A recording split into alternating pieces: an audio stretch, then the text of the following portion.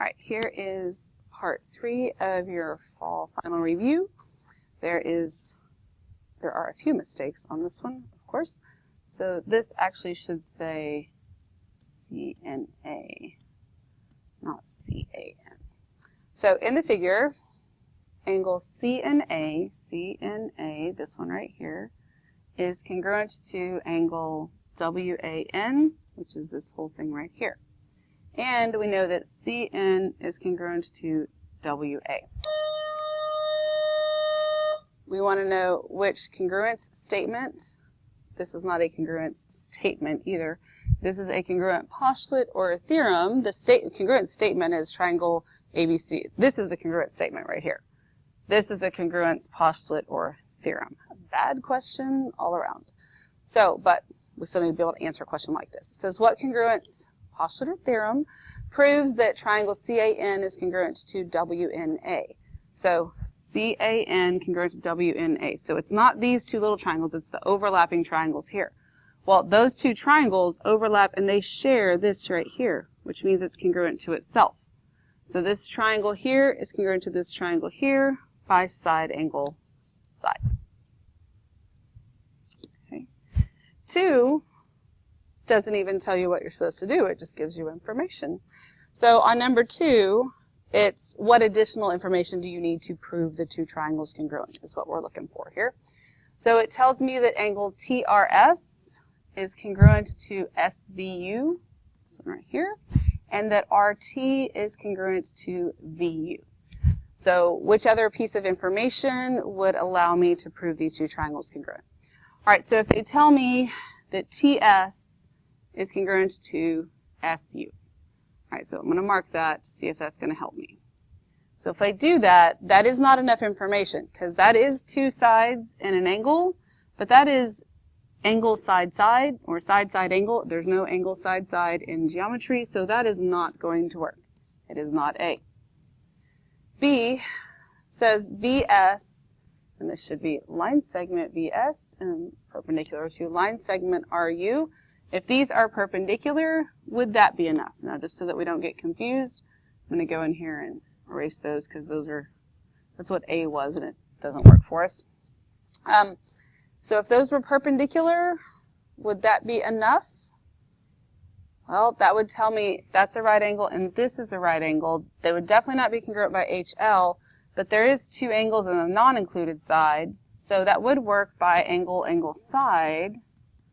So I like this one. I'm going to continue on and look at C. The length of RS congruent to length of SU. Well, this over here would give me two sides and the included angle, but that would give me, again, angle side-side, so that one's not going to work. And then BUS, this angle right here being congruent to RST, this angle right there, those are not corresponding angles because this would give me angle side angle, this would not, so that one's not going to work, so my answer is B.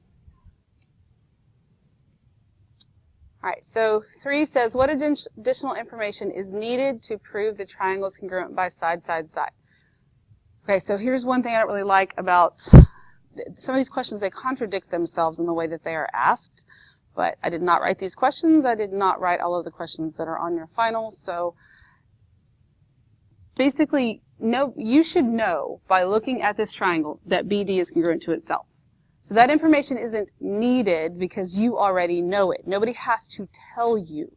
So BD is the length of BD equals the length of BD. That's not needed because you should already know it. What they need to tell me, because I don't have that information at this point, is that CD is congruent to BE, or that their lengths are equal, which would be D. So again, kind of contradicts itself sometimes.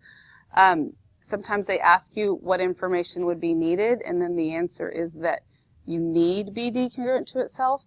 Just know that that is an important piece, right? And you definitely, it is part of it, but nobody has to tell you that. Although sometimes it does imply that somebody has to tell you that. The questions are just not always great. All right, so then this is 3 of 4 items listed can be used to prove triangles congruent. The triangles congruent by side angle side. Determine which item is not needed. So again, You need BD to be equal to BD, or the lengths to be equal. They don't need to tell you that, so this question's a little confusing, but basically you need it. There's 4 pieces. You need 3 of them. If I'm going to use side angle side, this is clearly going to be one of them, right? And so this is not my answer because it's asking me which one is not needed.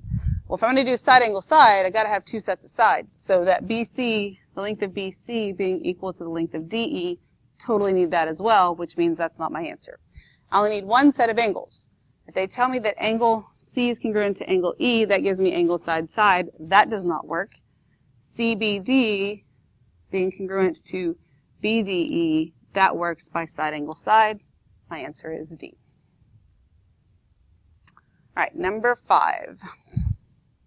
In the accompanying diagram, these 2 triangles are similar. IH is 5, HJ is 2, LK is 7. What is the measure of, I should say, length, segment KJ? Call that X. All right, so make sure you understand where your corresponding parts are from the name. Sometimes it's obvious, sometimes it's not. Don't always go by the way it looks. But what I do know is that 5 corresponds to 7. Okay, IH goes with LK, that's obvious. So 5 corresponds to 7. So that has to be equal to 2 over X. Cross multiply and get 5X equals 14. So X equals 14 over 5. And there you go.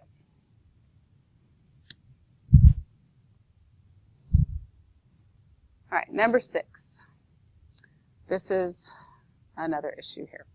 It says, based on this information, which conjecture is not valid? We actually don't want that. We want to know which one is true.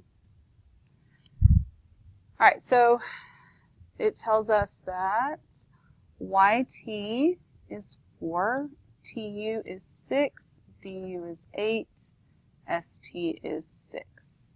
So we want to know which conjecture is true. So the first one says STY, triangle STY, is congruent to SUD. Well, clearly that cannot happen, so that is not my answer. STY is similar to SUD. Pretty sure these should be similar triangles, so I'm going to hang on to that one. I'm going to go look at the rest here for just a second.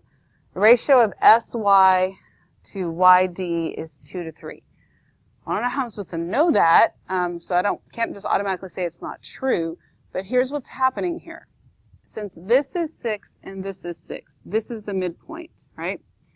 This is half of this length, which makes this the midsegment, which means that these, not only are these 2 pieces congruent, but these 2 pieces are going to be congruent as well. So the ratio of SY to YD is not going to be 2 to 3, so that doesn't work. SD is congruent to YD. Well, pretty sure that's not going to work either. So looks like B is my only option here, but let's make sure that we understand why all that is happening. Again, if this is the midsegment, these are parallel. The 2 overlapping triangles share this angle. So when I set up my proportional pieces, I would put 6 over 12 and 4 over 8. So those sides have that proportional relationship to it. And then since those are parallel, these angles are congruent right here. So you get side angle side for similarity. Triangles are similar. All right, so then on here. Triangle ABC and DEF, which additional information would prove that those triangles are similar? All right, so let me draw my picture so I have something to look at here. DEF. Okay, so it tells me that AC over DF equals CB over FE, which means the sides are proportional. And this is telling me that AC corresponds to DF and that CB corresponds to FE. And if those are proportional, then I could either be told that that also equals AB over DE. That would work. I don't have that.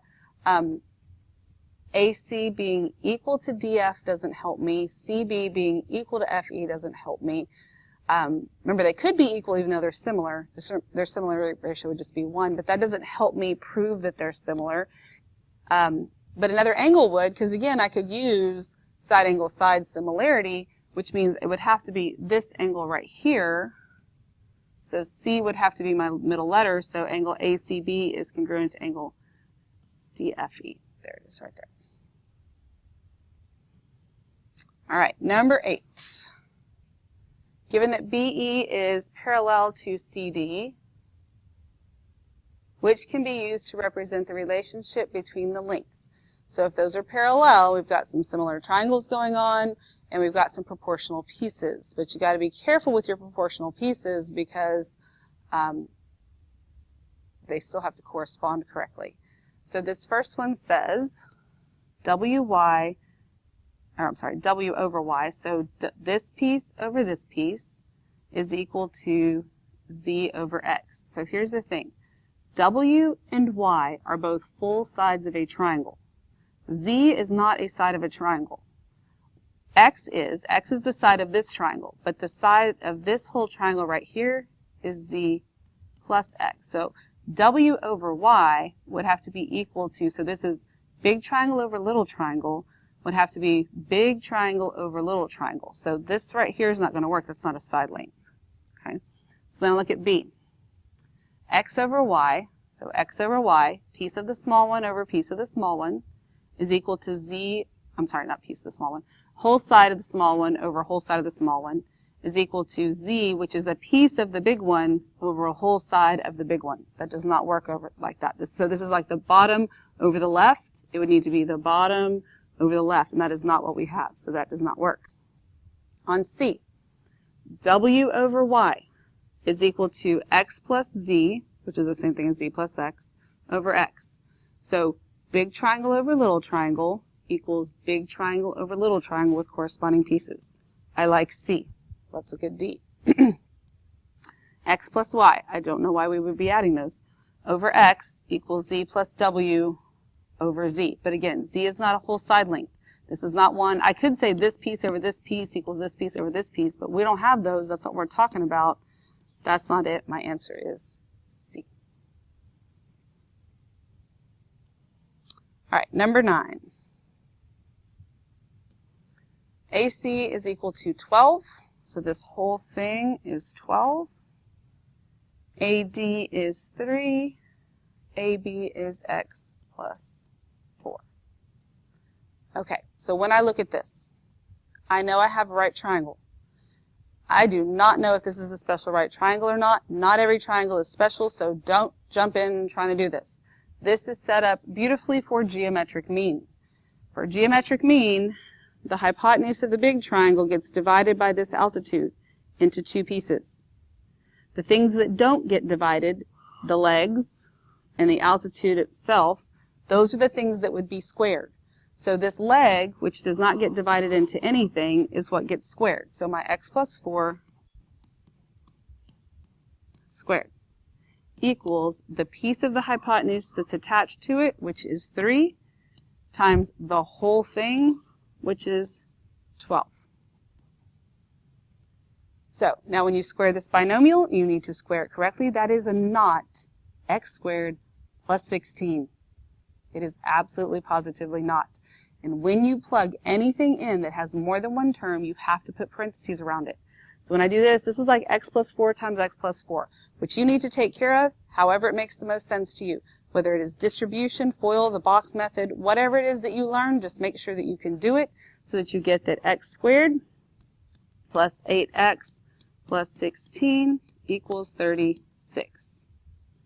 So that means that this is a quadratic. Therefore, the first thing I'm going to do is set it equal to 0. So x squared plus 8x minus 20 equals 0. Then I'm going to factor it. There is no GCF, so that's good. I'm going to do this. This is x. This is x. I need 2 factors of 20 that multiply to give me a negative 20 and subtract to give me 8. So best thing to do is just start writing down some factors. Right? Obviously, it's not 1 and 20. Since this is negative, they're going to have to subtract. Well, 10 minus 2 is 8. So I know that one of these is 10, one of these is 2. And then I have to figure out which one is positive. So since 8 is positive, I need a positive 10 and a negative 2. Then I need to continue to solve it because I have not finished solving it. That means that when it wants to cooperate, x plus 10 equals 0, x minus 2 equals 0, so x equals negative 10, and x equals 2. So here are my two possibilities, which may both work. I got to check them out. When I plug in a negative 10 plus 4 is negative 6, so that is totally not going to work. So this is the one that I'm using. I'm looking for the length of AB, so that means that's going to be 2 plus 4, so the length of AB equals 6. And there you go. Okay.